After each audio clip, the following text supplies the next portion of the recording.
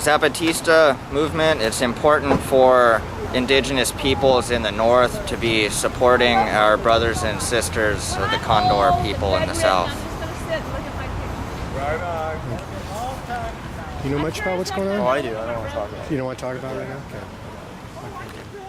Well, I'm here in solidarity with the Zapatistas, the autonomous community organizing in Chiapas, Mexico, where folks are finding their resources, building their communities from the ground up, and they're concerned about food security, democracy, land reform, and protecting the indigenous values and ways of life. And they're at risk from military forces from the government and other military groups that are allowed to attack them without reprise, without punishment from the government. And they're actually examples of some of the best modern efforts at democracy and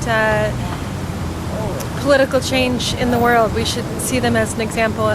They're an example to me, and so I hope that they know that we support them. Good. Thank you for being out here.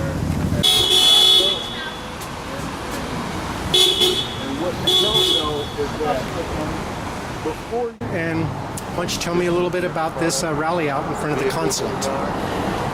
This is this group's second visit to the consulate, and we're adopting what the people in Chiapas have asked us to do, which is, in addition to well wishes that we not be rained on, thank you for that, they have asked us to stand with them in solidarity and dignified outrage.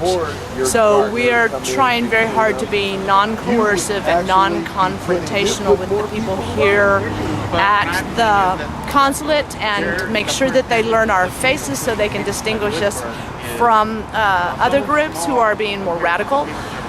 And we are trying to keep the doors open so that we can explain to them things that we know that are happening that they aren't hearing through channels. The people at the consulate are actually not fully informed on what's happening. So in addition to educating ourselves by putting on the action and educating the people who stop and talk to us and educating the people that we post to on Facebook and other social channels, we're also able to communicate directly with them, and they have been really great.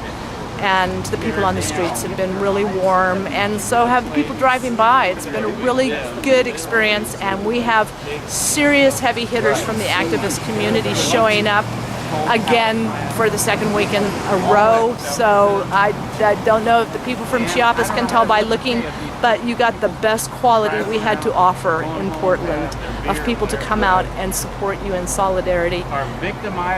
Ya basta. And the people we're standing in solidarity with are the people in Chiapas?